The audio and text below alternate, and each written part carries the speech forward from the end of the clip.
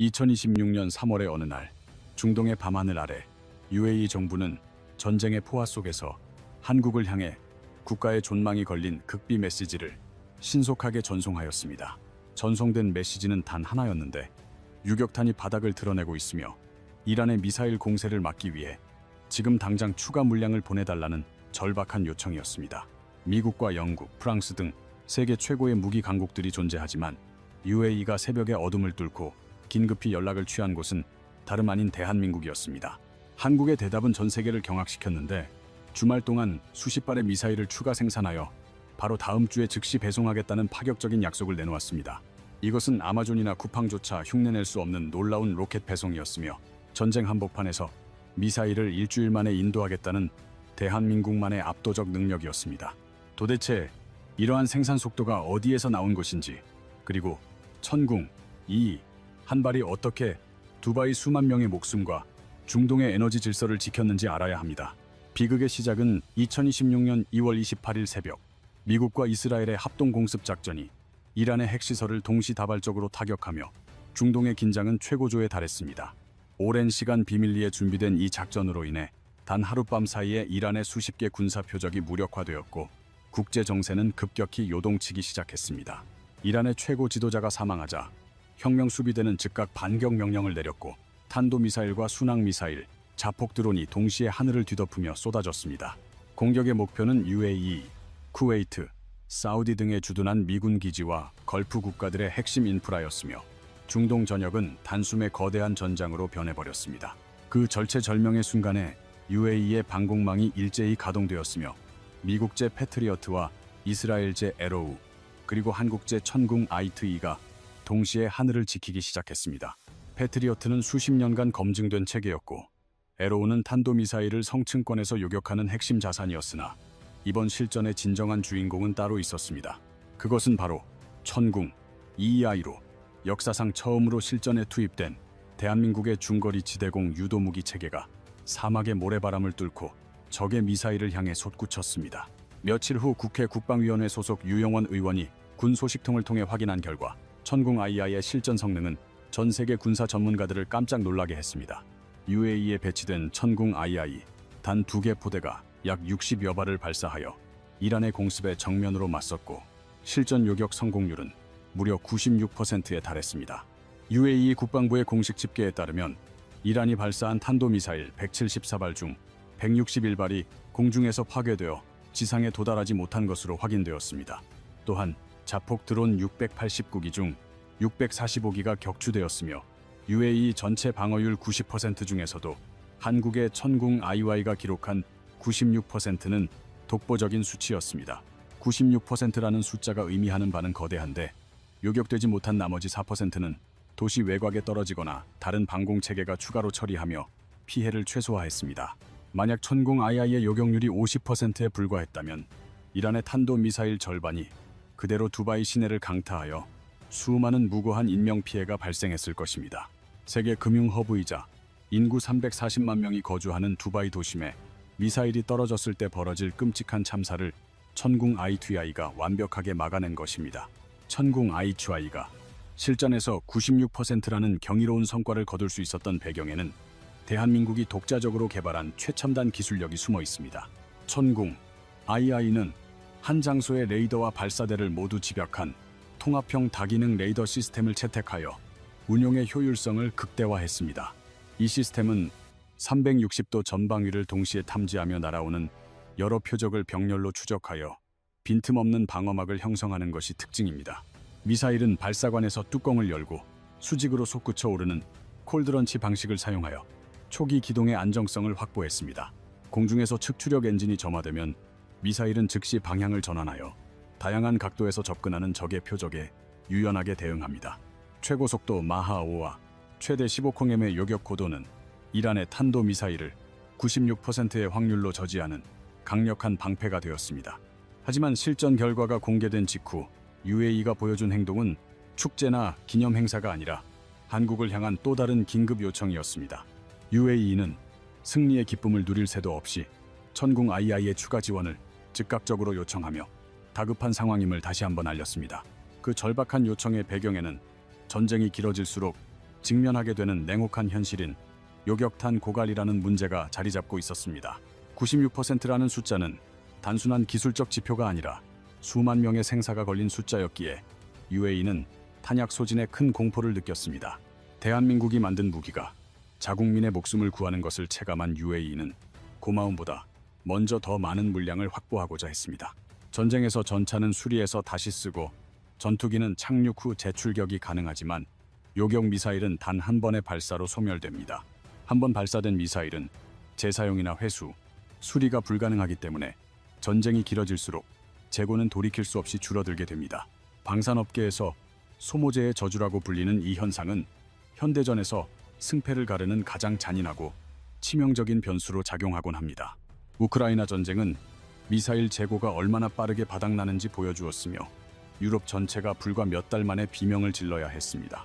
냉전 이후 유럽 국가들이 방산 투자를 줄이면서 생산 라인은 축소되었고 갑작스러운 전쟁 수요를 감당하기에는 역부족이었습니다.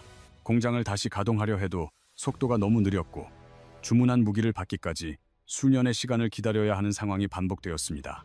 이스라엘과 하마스의 전쟁에서도 아이언돔의 요격 미사일 재고가 빠르게 소진되어 미국의 긴급 공급에 의존해야만 했습니다. 그리고 2016년 이란과의 전쟁이 터졌을 때 전 세계의 방공 미사일 재고는 이미 역대 최저 수준으로 떨어져 있었습니다. UAE뿐만 아니라 걸프 지역 전체가 요격탄을 구하지 못해 발을 동동 구르던 그때 대한민국의 천궁 I2하여 유일한 희망이 되었습니다. UAE 정부는 현재 계약된 10개 포대 중 단 2개만 배치된 상황을 우려하여 나머지 8개 포대의 납품 일정을 대폭 앞당겨달라고 한국에 요청했습니다. 대한민국 정부는 우리 공군의 납품 물량과 사우디 및 이라크의 계약 일정이 이미 생산 라인에 올라가 있어 포대의 조기 납품은 불가능하다고 답변했습니다. 특정 국가를 위해 생산 우선순위를 갑자기 뒤바꾸는 행위는 이미 체결된 다른 나라와의 국제적인 계약 신뢰를 어기는 중대한 사안이었기 때문입니다. 이에 UAE는 포대 전체가 어렵다면 요격탄만이라도 먼저 보내달라는 2차 요청을 보냈는데 이는 총 대신 총알이라도 먼저 확보하겠다는 절박한 심정이었습니다. 전쟁 중인 나라가 할 수 있는 가장 절박한 협상이었으며 바로 이 지점에서 한국이 보여준 대답은 전 세계 방위 산업계를 다시 한번 경악시켰습니다.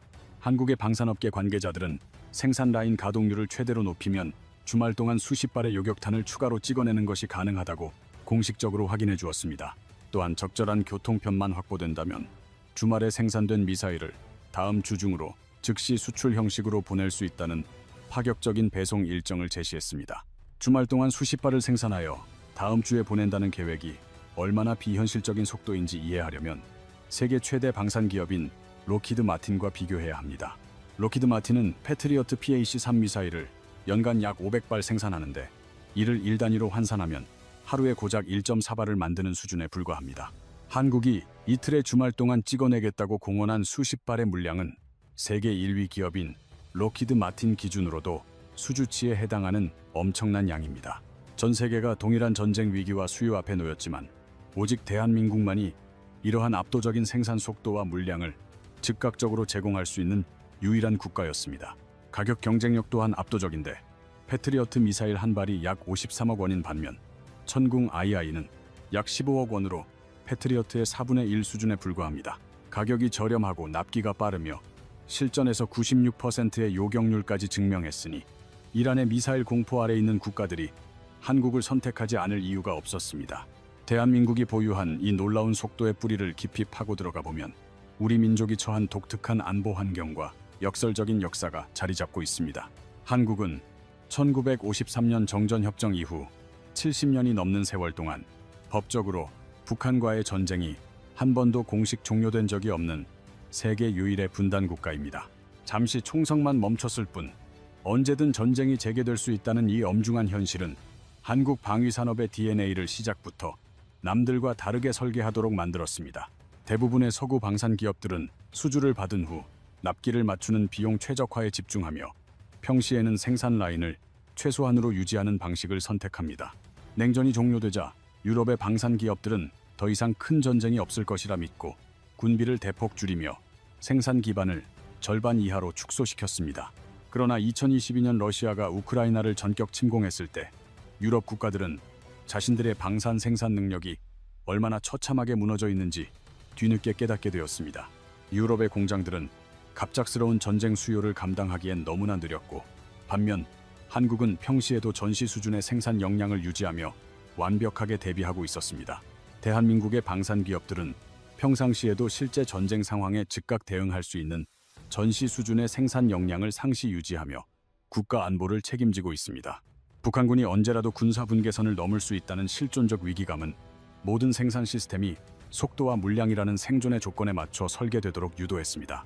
대한민국 방위산업의 역사를 되짚어보면 1970년대에는 소총 한 자루조차 독자적으로 만들지 못해 미국에서 빌려온 무기에 전적으로 의존하던 시절이 있었습니다. 당시 박정희 정부는 자주 국방만이 민족의 생존을 보장할 수 있다고 판단하여 국방과학연구소를 설립했으며, 이는 오늘날 한국 방산 발전의 소중한 초석이 되었습니다. 1970년대 말 최초의 국산 소총인 K2를 개발했던 가난한 나라는 반세기 만에 첨단 탄도미사일을 주말에 수십 발씩 찍어내는 강국으로 성장했습니다. 이러한 성장의 결정적 전환점은 단순한 조립 생산을 넘어 핵심 부품과 기술의 국산화로 방향을 완전히 전환했던 과거의 전략적 선택의 순간에 있었습니다. 세계 시장을 휩쓰는 K9 자주포는 초기에는 핵심 부품을 외산에 의존했으나 수십 년간의 끊임없는 개량을 거쳐 독자적인 생산 체계를 구축하는 데 성공했습니다. 핵심 부품을 해외에 의존하면 공급망 위기 시 생산이 멈출 수 있다는 뼈아픈 교훈을 분단의 현실 속에서 체득하며 국산화 철학을 중심에 놓았습니다.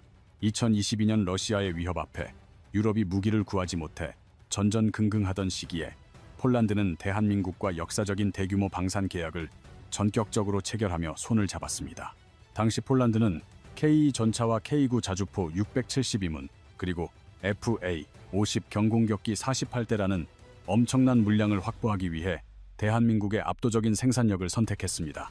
독일의 레오파르트 전차는 납품에 수년이 걸린다고 답했고, 미국의 에이브람스 전차 역시 이미 대기줄이 수년치나 밀려있는 답답한 상태였습니다.